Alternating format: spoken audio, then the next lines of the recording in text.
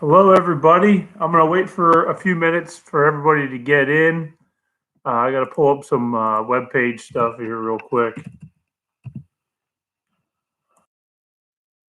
about how the USDA hemp stuff went and what could be happening next. For those of you that don't know, the public comment period has ended. So if you didn't comment, there is no more time. I didn't end up having enough time to make a video or a live stream yesterday. But hopefully you guys didn't wait to the last minute.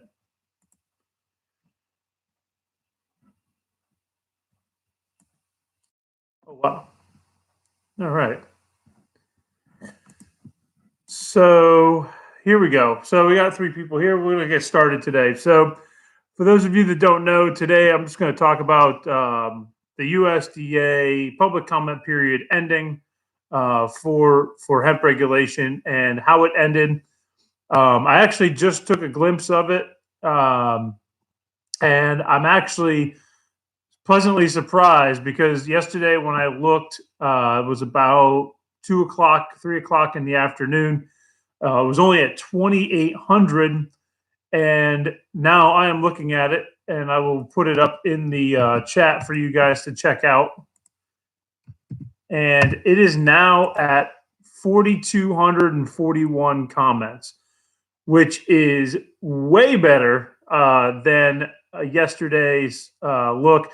I did my filming yesterday, so when I did look at it, I was a little disappointed. But overall, 4,700. Wow, that's pretty good. It's still not exactly where I want. I know when I filmed my video for this week, I talked about how both our YouTube and our Instagram is equal to the amount of people that commented, and that is actually still true. When I looked yesterday, it was 2,800. Right now, it's 4,700. So, and then it's obviously not going to grow after that. But between our YouTube and our Instagram, we're still above that. So, just it's interesting to see how many people waited to the last minute, because like I said yesterday, it wasn't even close to that. So that's awesome. And hopefully you guys left a comment. So here's what I see happening now that everything is done and over with. So a lot of states have issued their plans to the USDA and what they plan on doing. Now we have to wait and see if they will start being approved. Now, a few states have been approved. I think New Jersey got approved, and I think one other state. I don't remember the exact states, but the information is out there. So they are starting to approve plans for 2020. I did know, and I talked about it in my video for this week, which will launch tomorrow. I'll give you guys a brief on what I talked about. Is that Maryland has already said that they're going to follow the USDA rules. So Maryland's already said they're not even submitting a plan. So our neighbors to the north are kind of waiting to see what the USDA does. So here's how I see it playing out for the USDA. I think they're going to take a look starting today, probably tomorrow, and they're going to start reading through the comments. They're probably going to look for some consistencies on what exactly people are concerned about. And I think the concern is pretty much the basic for everything. The 1% total, the 15 days after harvest or after testing for harvest, and then the 0.5% for prosecution. I think those are the 3 main things everybody was really concerned about. So we will see how they react. I'm assuming at some point they will issue a statement because they did do the extension. So they're obviously listening. They're obviously waiting to see what everybody is saying. And I think we're going to get a really good idea of where they stand here in the next month or so. Now, as far as the FDA goes, I would assume that we will hear from them very, very soon. now that the USDA is over and done with. And if you guys have like any questions, maybe I could answer. Leave them in the comment section off to the side as I keep ranting about the information that I have. But overall, it was definitely a little dim yesterday when I looked, and it was only 2,800. I'm definitely a lot happier now logging in for this live stream, seeing it that it's at 4,271. That is very, very good. I think it could do better. I really do. Like I said, if you combine our two social media accounts, you get that number. So it's not a lot, and we're not super popular here.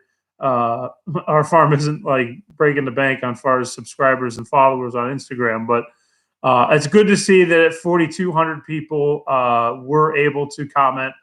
We had that template on our website that made it available, readily available. It was really easy to do when I did it. I literally copied and pasted it from the website to see if it would work, and it did. So nobody should have had any issues. And you could edit it in the comment section for the USDA. It was really, really easy. So I really hope everybody took advantage of that template and they submitted it to the USDA. But what I see happening now, again, I'm going to repeat for those of you who have joined, I see it as I think the USDA is going to make a statement on whether or not they are going to change something. I think the highest probability for change is the 15 days after testing.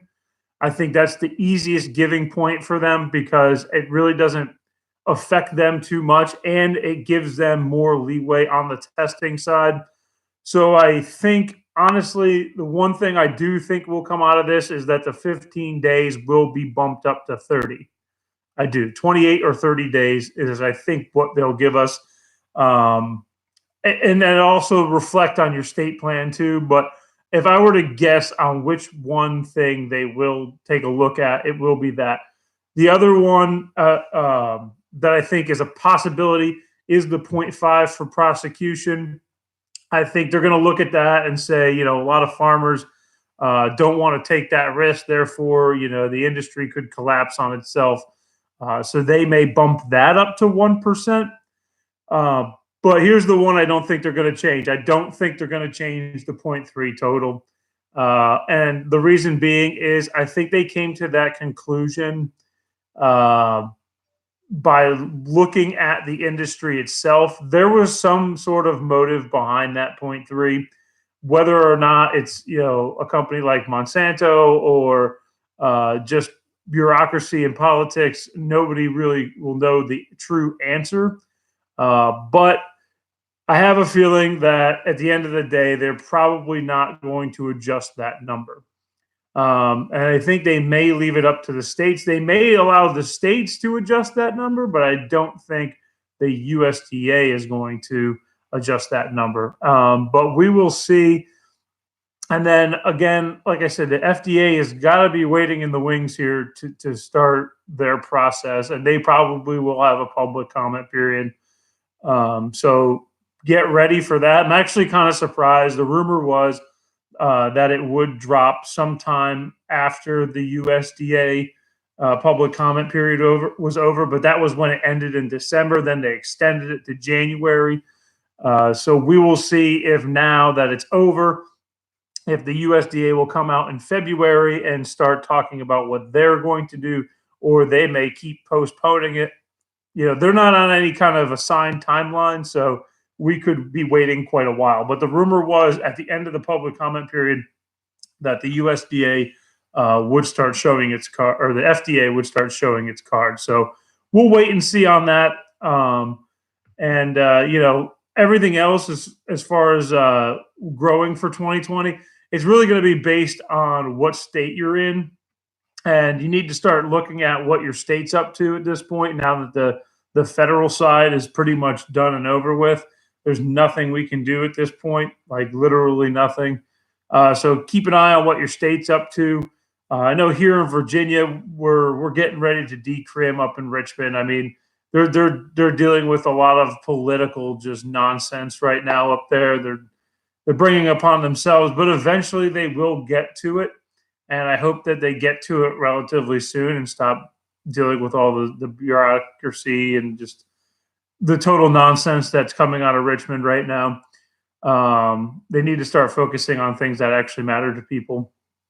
So hopefully that's the case, and we'll see some adjustments here in Virginia as far as decrim goes, and that just makes it safer, really, for the buyer.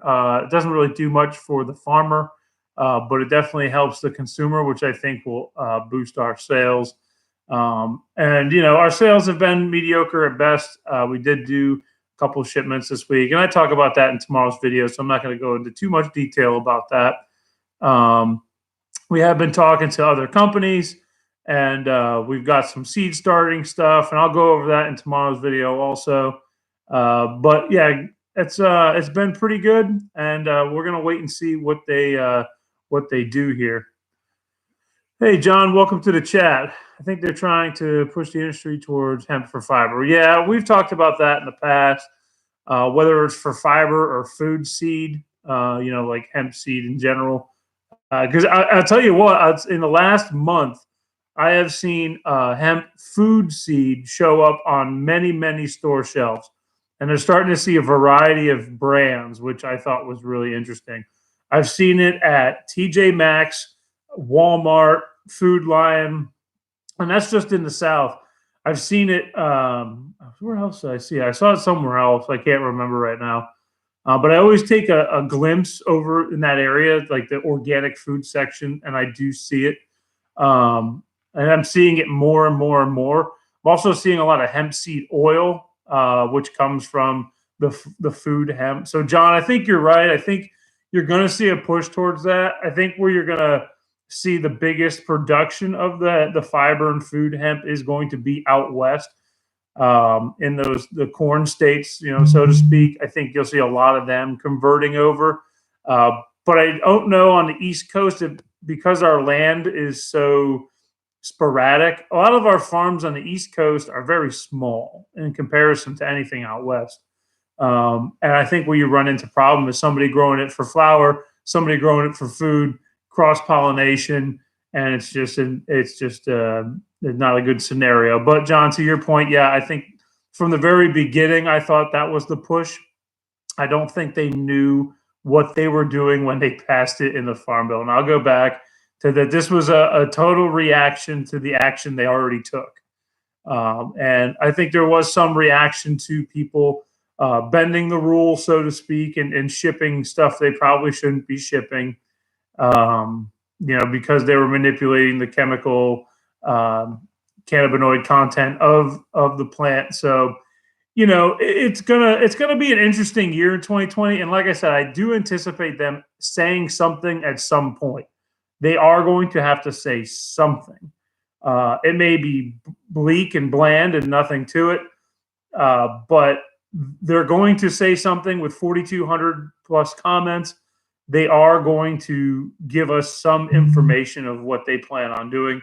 It's just a matter of what you think what they say is good or bad. If it benefits you, then it's great. If it doesn't benefit you, it's probably not. And chances are, knowing how this whole process has gone, it's probably not going to benefit too many of the small farmers like myself. And we're actively trying to diversify the farm away from hemp in general, just because it's so volatile, and we don't even know what the state's going to do right now. I mean, so we're just kind of waiting to see. I see a lot of growers from last year kind of doing what I'm doing already, which is, yeah, we've got some plants, and yeah, we're going to start some seeds, and yeah, here's, a tray of plants, and we're just experimenting and having fun. And I think you're going to see a lot more of that instead of the all-in approach that you saw a lot of in 2019. I think from my perspective, you're going to see a lot of regression, not progression, in the hemp industry because of what happened in 2019. I think 2020, it's already starting. I mean, we're already taking preparations here with some of the mother plants. I'm already getting seeds ready. I'm already being contacted by companies to do seed starting stuff. So it's definitely starting now, and I think the USDA would be smart just to come out and say something soon. So yeah, exactly. You nailed it. Yeah, John. I don't know what you guys are doing as far as if you guys are scaling back or bumping up. But yeah, it's going to be interesting. So John says there's not much benefiting the small farmers right now in the industry. People would probably make more money selling shovels to farmers. Well, not to dig into that topic too much about selling shovels to farmers, but yes. And here's a thing I've been running into a lot, and I don't like to talk about it too much because I don't want to put anybody on blast. And sometimes people misconstrue things as, "Oh, I talked to him and now he's saying that." That's not the case here. I don't like to do that. I like for me to find out my own information. I keep it to myself unless somebody asks me privately. But what I am noticing is that hemp is becoming a Ponzi scheme. And when I say that, I mean it in the most sincere way possible, because it puts people in a bad position. So, and the way I tell people is, a lot of people put the farm on this and they're backed into a corner because of these new regulations, because of the flood of the market. And yeah, they're going to try to make and recoup some of that money. I don't blame them, but I also know that they probably should have taken a more conservative approach to it. But with that being said, so like the reason why hemp is becoming a Ponzi scheme is because you have the people who grew last year and prior, right? So all under the 14 and early 18 Farm Bill. Then all of a sudden, you have all the people that failed or didn't make the money they thought they were going to make in 19 and before, and now they have to recoup. So what are they going to do? Well, they're going to sell you stuff that they know is probably not going to be good. So they're either selling you seeds or clones, because now they have plants, they put in that effort, but knowing well and good that those plants are not going to make the cut unless you cut them early, or they're just bad bunk plants and seeds. Or what they're doing is they completely change the dynamic of what they're doing, and they start selling compost, or they start selling nutrients and stuff like that. And there's nothing wrong with that. Absolutely nothing wrong with that. That's why I say it's kind of like a Ponzi scheme in a sense, because they lost all their money. So now they're going to pass it on to the next person who's going to grow, whether that's the 2020 farmer who's never grown before. And then that 2020 farmer is probably best chances is going to lose money in 2020. And so then the 2021 farmer, they pass that on to them. And so eventually, though, they run out of farmers to sell to. And I think 2020 is kind of becoming that year where a lot of people are getting out, and the Ponzi scheme is potentially ended for a lot of people. Now, there's still a lot of people out there that will buy stuff, but ultimately, I think that's the track and trajectory that hemp is on, unfortunately.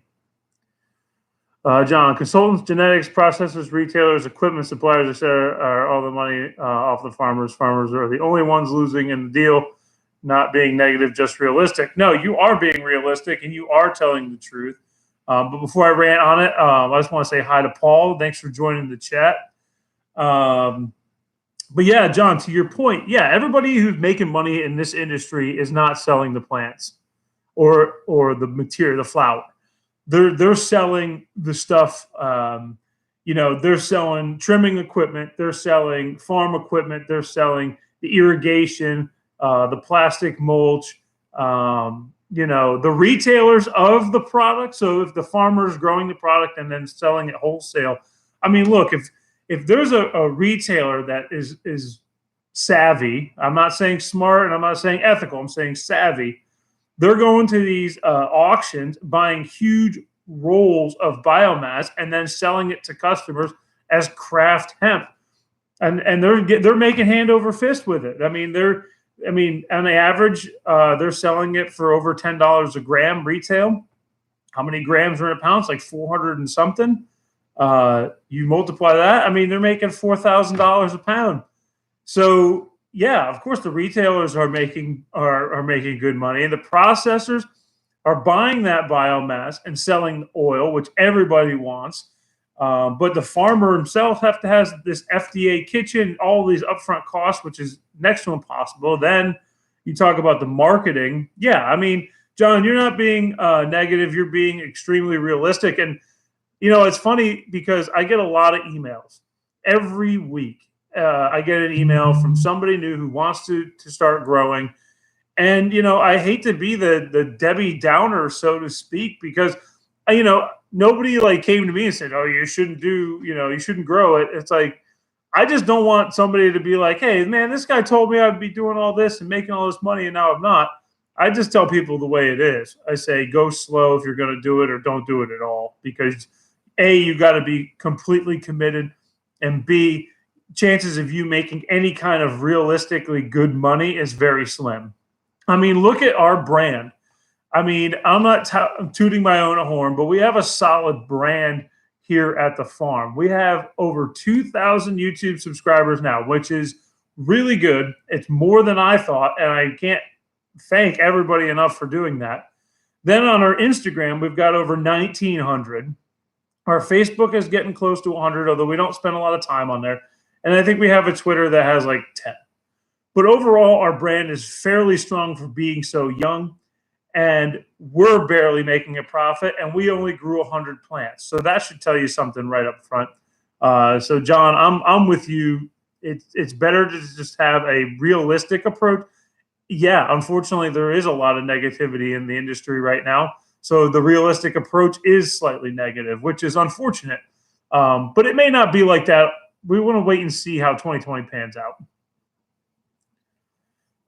Giving the truth is always a good thing. David, yeah, well, giving the truth is always a good thing. Unfortunately, our society today likes sugar-coated lies. A lot of times when you can't handle the truth, there's never been a more truer statement. A lot of people don't want to hear that it's going to be hard to grow. A lot of people don't appreciate true honesty. And, it's not like I want somebody to fail, or I don't want them to join. I'm always advocating for the industry, but the reality is I'd rather have somebody get in and do it right versus jump in and lose their shirt, So I try to be honest with everybody.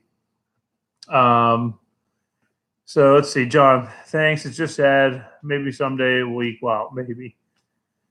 Yeah, I mean, I think we're all digging out of a hole. We're turning a profit here on the farm because of our brand strength. But in reality, it's really because we didn't have any upfront costs. We did a lot of wheeling and dealing, a lot of sponsored video, or not sponsored videos, but videos for exchange for product, or just using samples and going out to shows and meeting people. We were hustling last year to make it profitable. I mean, our upfront costs were extremely low considering the market.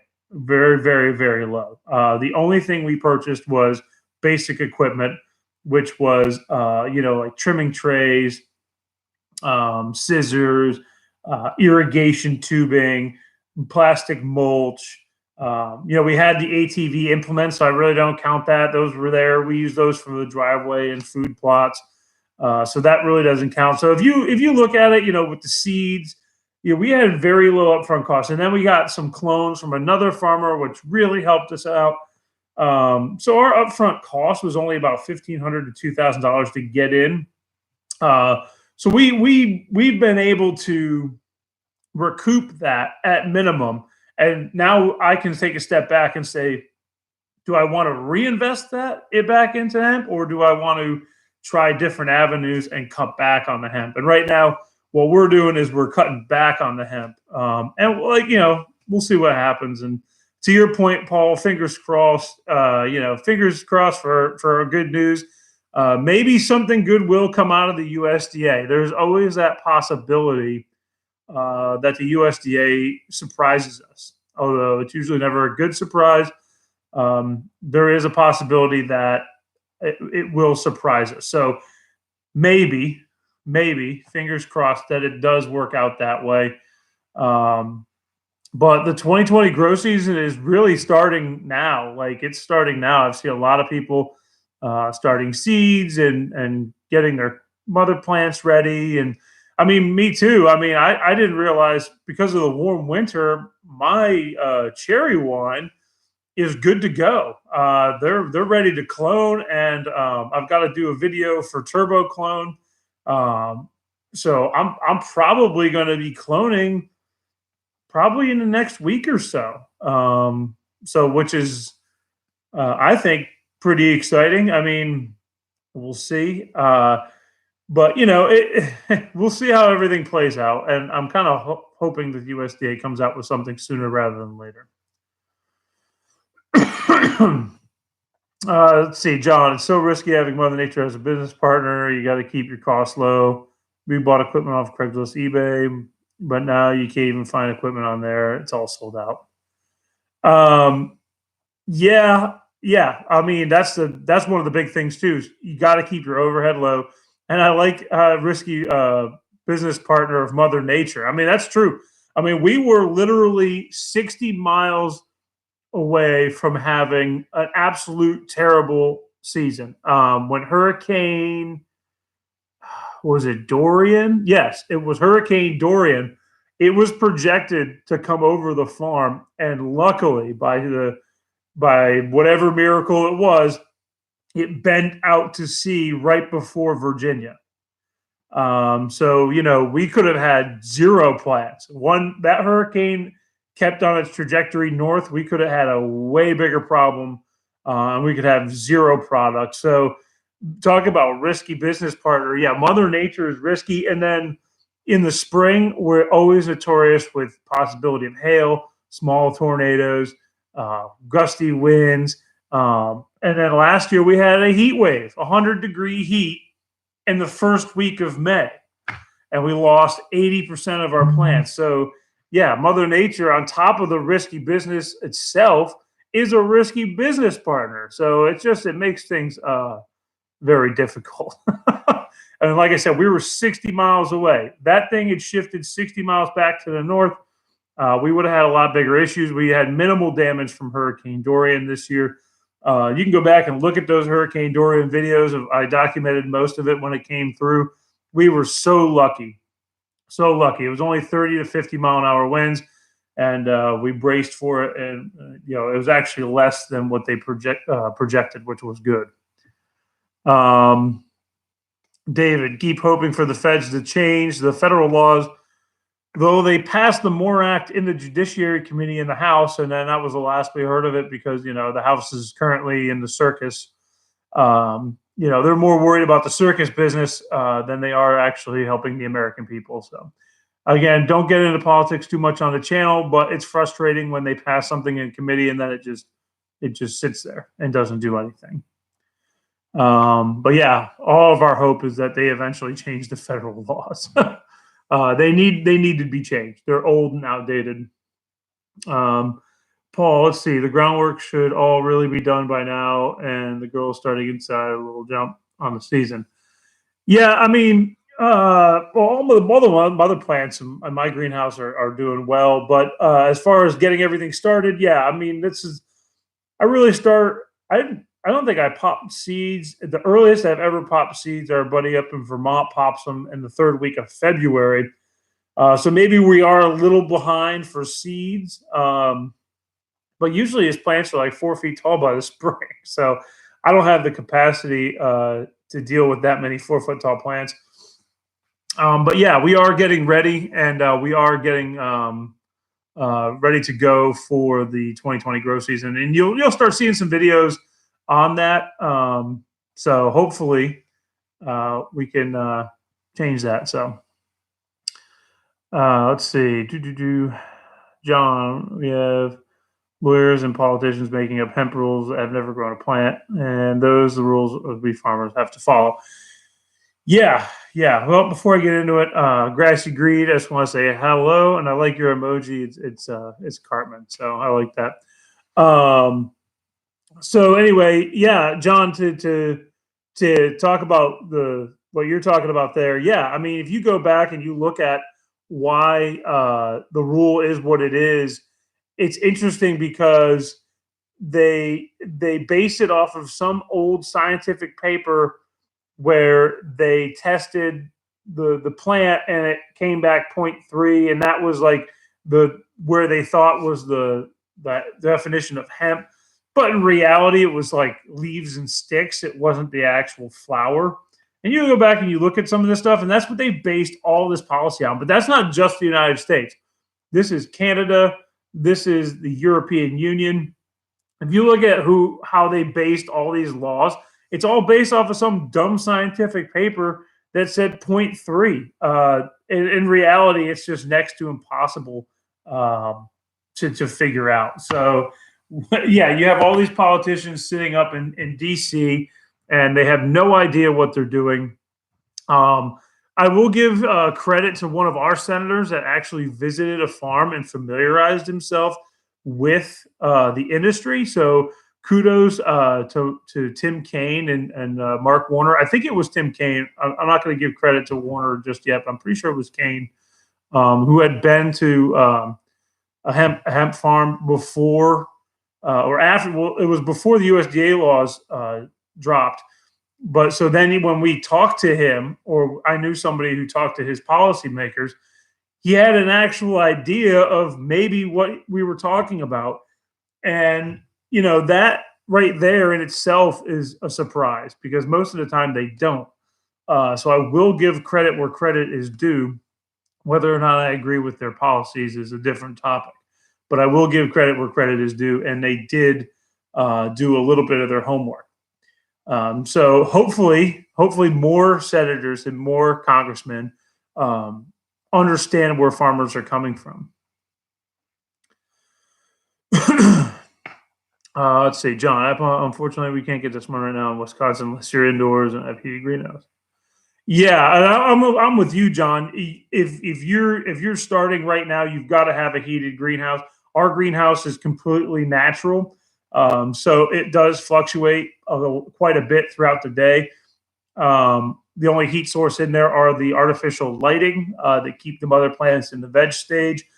So yeah, right now it's not worth the cost. Now I will probably bring some plants in as we get ready to start cloning. I usually clone them in my house, and I'll put up a grow tent and I will get them going. But that's why we're a small operation. A, I don't have the capacity, and B, I don't have the overhead money to front for that to be an option. So yeah, no heated greenhouse here. But that's why I said by mid-February we will start, because the sun is definitely starting to be longer in the day. The greenhouse is holding that heat longer.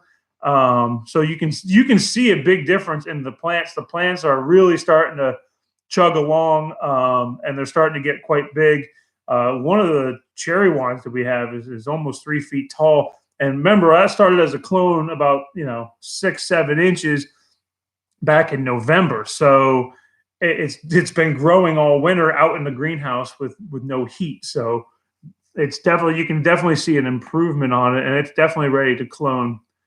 So hopefully we will see some clones coming off of that.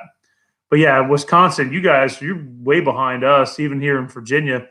But we've had such a mild winter here in Virginia. I think what's going to happen is we're going to see a cold spring. Usually that's what happens. We get a mild winter and then we can't get out of it. And we end up having a cold spring. But we'll see. We'll see. Hopefully, maybe that's not the case. Maybe we end up with a warm spring. But no 100-degree days. That would be nice. But yeah, I mean, well, thanks everybody for showing up today. You guys have any questions, let me know. Man, conversation has been great over in the live chat. I probably got to take off in a little bit here anyway and get some stuff done. But yeah, the video, I'm going to be dropping a video tomorrow. We did a deal to do some beta testing for New England compost, and I'll talk about them tomorrow in the video. And and we'll go over what we're doing for them and how this all plays into 2020 and what we anticipate doing. But yeah, hopefully everything goes well, and hopefully we'll have answers from the USDA. And I think this will probably be it for me, unless they come out with something. I know I've said that in the past, that this will be it for me to talk about USDA, but I'm kind of tired of talking about it just because it's over now, and we're just gonna have to wait and see, and hope that something positive comes out of it. I think honestly, like I said, the highest probability is them changing the 15 days to like 30 days for harvest after testing. Because I mean, they've even got to see that as like extremely time consuming on their end, because they're going to have a lot of farmers calling at the exact same time. Let's see. New hemp benchmarks are out. Wisconsin harvested 3.4 million pounds. Less than 10% of their crop has been sold. Wow. Well, I mean, on a smaller scale, I think we've only sold about 10% of our crop. And it's business is picking up. I will say that recently we've done more orders in January than we did in December. Today's the 30th, so it's pretty easy to put those numbers together now. We've done more packaging and shipping in January than we did in December. So if we continue this, hopefully, we'll eventually start moving. I think the market got so flooded that it's just like funneling, and we're at the point now where there's starting to be some movement in the industry of sales. People are like, the initial flood is starting to wear off. But I had a person, one of the customers that I know, contact me the other day, and say they tried it as a skin moisturizer. So we sold them a bottle of CBD oil, and they used it on their skin. They live up north, and apparently it really worked well for that. So just regular old CBD oil worked on their skin as a moisturizer. So we keep hearing people using it, and as the word gets out, our business is still growing. The hemp is still somewhat profitable, but for the amount of work that we put into those 100 plants and the amount sold, we could cut it back by 80% and still be on the mark for how much product we've sold. We've got bags and bags and bags of it. And right now what I'm doing is I'm starting to get ready to package it up and make it long-term storage. Right now, everything's in a short-term storage containers. Everything's fine. We're monitoring it all the time. But overall, we're going to have to be in it for the long haul as the sales start slowly picking up. But it's like 14 grams here, an ounce here, 7 grams, 3.5 grams. Very, very small sales, but we are getting it done. We are doing it. And I would say 90% of the sales are from YouTube. So I appreciate it from all of our subscribers that do reach out. That's really what's been keeping our farm going in this industry is the social media, the branding itself. Having a good story about your farm like yours definitely helps with that. Yeah. Yeah. I mean, I never, to your point, John, I mean, having a good story about the farm, it definitely helps. It definitely helps. But when we were monetized by YouTube, I mean, it was a reality check of like, even the videos that we make about hemp are not profitable. The only profitable thing about hemp is the hemp itself. And when I realized that it was time to start definitely diversifying not only the videos but the farm itself, I think that was at the very end of last year. So the very beginning of 2020, the end of 2019 is when we were monetized. And you're going to see a lot more content of different stuff in 2020. I know I really haven't talked about the farm plan a lot. I did that one live stream about it, but I am going to talk about phase two as I'm still setting my feet for phase one. But it's moving and we're doing it. And just like with the Northeast compost, or not Northeast compost, New England compost, and coast of Maine sending some seed starting soil to the farm. That's kind of what we're going to be gearing towards, and it's not just going to be hemp seeds. It's going to be tomatoes. It's going to be peppers. You're going to see squash. We've got a really neat squash we're going to be growing this year that I've never grown before to make organic sponges for your house. It's called aluffa squash or something like that.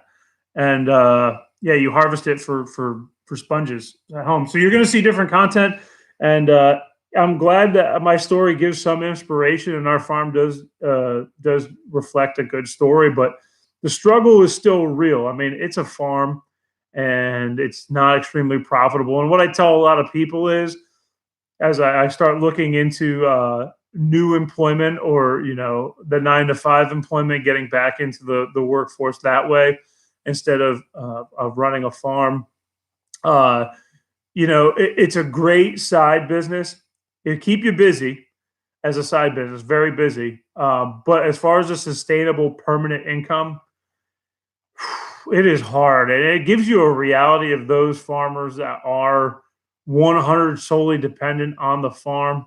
Right now, my wife is an RN, so we're not 100% solely focused on the farm. It's right now it's my focus, but definitely not hers.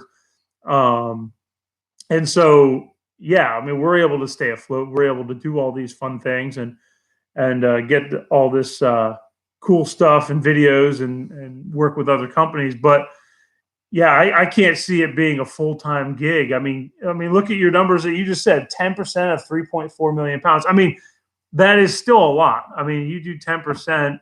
I can even do that right now.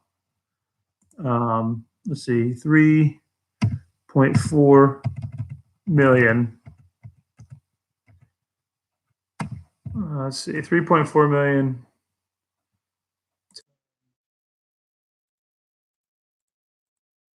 Yeah. So, I mean, you're talking 34,000 pounds, 340,000 pounds of hemp.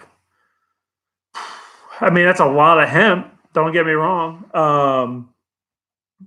But I mean, when you're growing 3.4 million pounds, that's not a lot.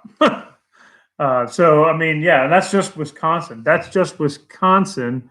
We're not talking about the big hemp states like Kentucky and Oregon and Colorado. So yeah, but yeah. So I think we'll end it on there, you guys. If you are interested, I'm going to put out a video tomorrow, and I may be misquoted in that, because when I made that video, it was 2,800 comments, but I think as of right now, it's 4,200, and they still could be coming in.